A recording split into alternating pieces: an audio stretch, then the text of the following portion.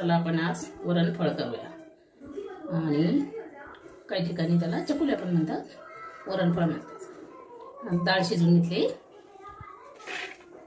थोडा लसूण कट करून घेतला, 2 मिरच्या, कढीपत्ता, कोथिंबीर आणि पीठ मळून घेतले। आता आपण डाळीला फोडणी देऊ। पळ्यात तेल घातलंय, आता आपण जिरे मोहरी टाकू।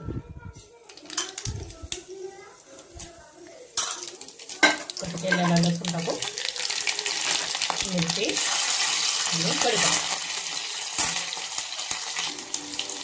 आता आपण डाळ घालूया, हळद पहिलीच घातलेली आहे। डाळ थोडी पातळ ठेवायची, कारण नंतर ते चकुल्या शिजल्या ना तर मग घट्ट होते। आपण आता अशी चपाती लाटून घेऊ आणि सुरीने कट करायचं।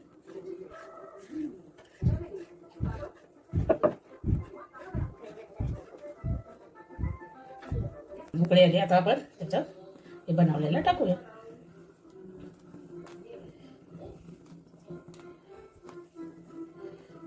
चला, आता आपले वरणफळ तयार झाले। आता आपण वाटीत काढून घेऊया, थोडी कोथिंबीर घालूया आणि मस्त साजूक तूप टाकायचं आणि खायचं। स्वयंपाकाचा कंटाळा आला ना, वरणफळ करून खा।